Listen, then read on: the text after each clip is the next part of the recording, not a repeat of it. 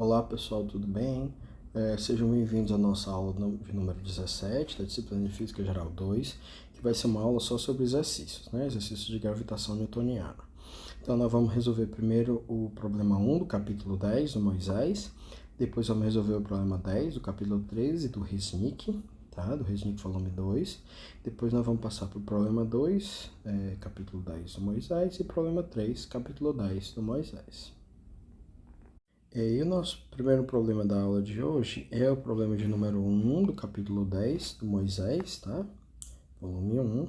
E o problema diz o seguinte: em 1968, a nave espacial Apollo 8 foi colocada numa órbita circular em torno da Lua, a uma altitude de 113 quilômetros acima da superfície.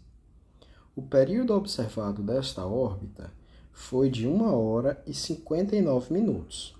Sabendo que o raio da Lua é de 1.738 km, utilize esses dados para calcular a massa da Lua. Bom, então, com o objetivo de resolver os problemas, nós vamos anotar aqui os dados, né? A altura, ou seja, a distância da superfície é de 113 km, o período é de 1 hora e 59 minutos e o raio da Lua é de 1.738 km, tá? Fazendo rapidinho uma figurinha aqui que represente mais ou menos o que é que está acontecendo, nós temos aqui a Lua, que é essa esfera menor, tá? Esse círculo menor representa a Lua e o círculo maior representa a órbita do satélite, que tem uma massa m, né? Tá aqui o satélite, que tem uma certa massa m, que nós não conhecemos, que não foi dada, e que se desloca com a velocidade linear em torno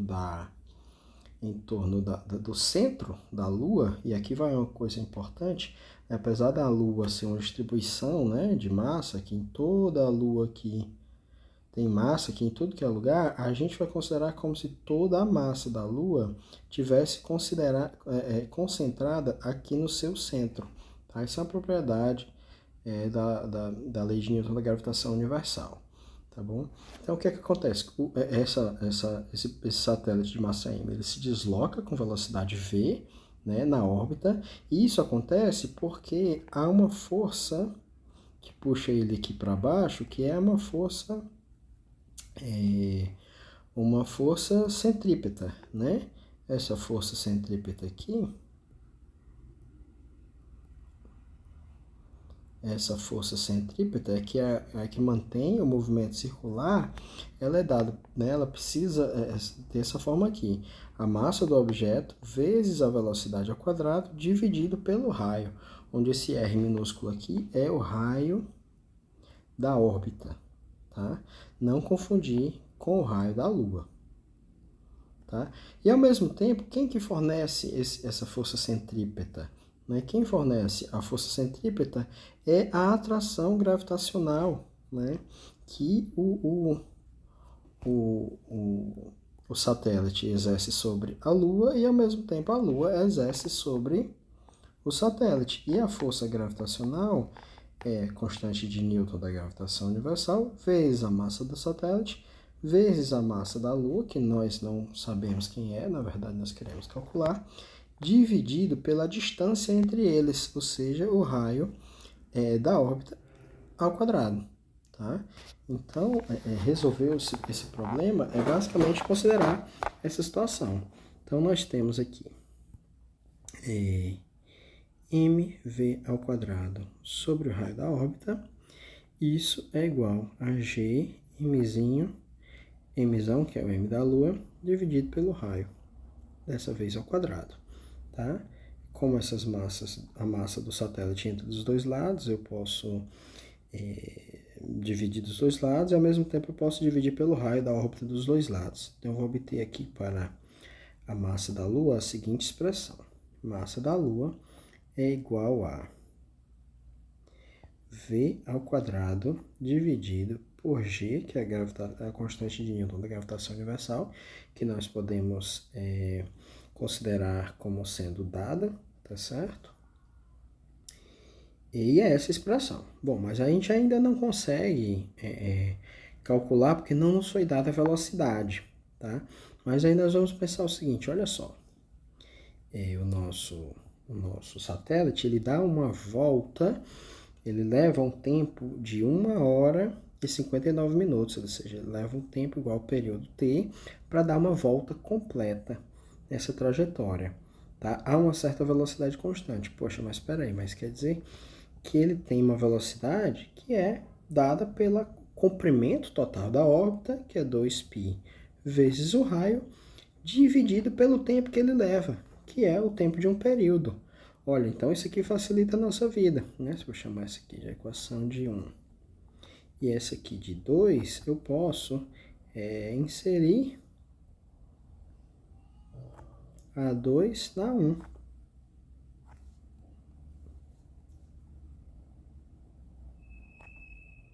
E se a gente fizer isso, a gente vai obter que a massa da Lua é igual a velocidade ao quadrado, ou seja, 2 vezes π vezes o raio da órbita, dividido pelo período ao quadrado, tá? Vezes 1. Opa, tinha um errinho aqui, uma expressãozinha errada aqui, né? A massa da Lua é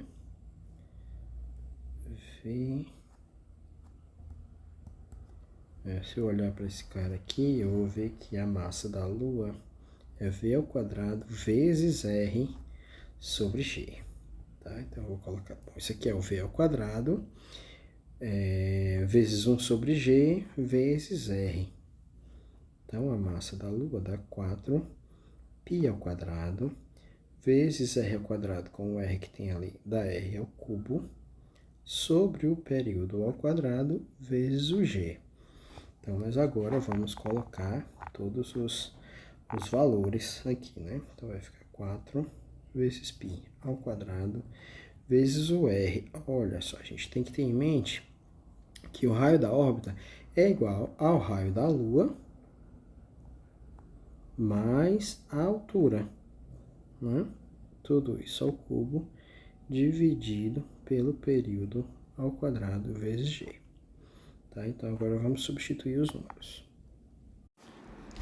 Bom, agora a gente vai colocar os números, né? Então, a gente vai lá, põe o nosso 4, o π, que é 3,14, que a gente põe ao quadrado, o raio da Lua e a altura, né? A distância da superfície da Lua até o satélite, a gente vai colocar aqui os números em quilômetros, né? Tem que estar ao cubo, e depois nós vamos colocar o quilômetro, que é 10 a terceira metros, ao cubo por fora, né? Então ficou 1738 mais 113, tudo isso ao cubo, vezes 10 a terceira metros ao cubo.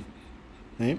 Embaixo nós temos o período ao quadrado, que é o período de 1 hora e 59 minutos, e a constante de Newton da gravitação universal, que é 6,67 vezes 10 a menos 11 Newton vezes metro quadrado por quilograma quadrado, tá bom?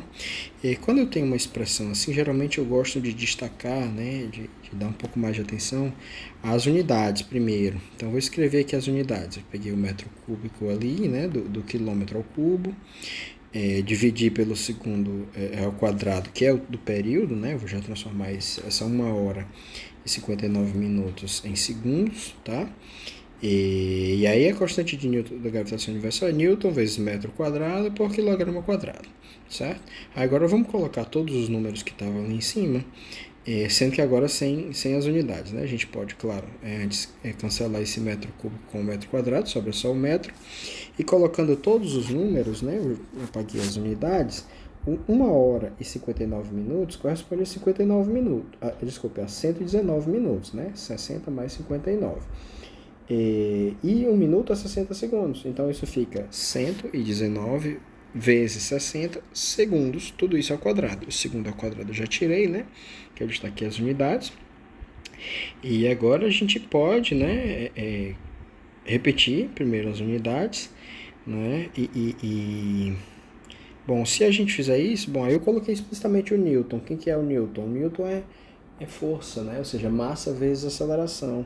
No sistema internacional é quilograma vezes metro por segundo ao quadrado, né? Então, quando você faz isso, esse número aqui total você obtém, né? Depois você jogar numa calculadora, vai dar 7,36 vezes 10 a 22, tá?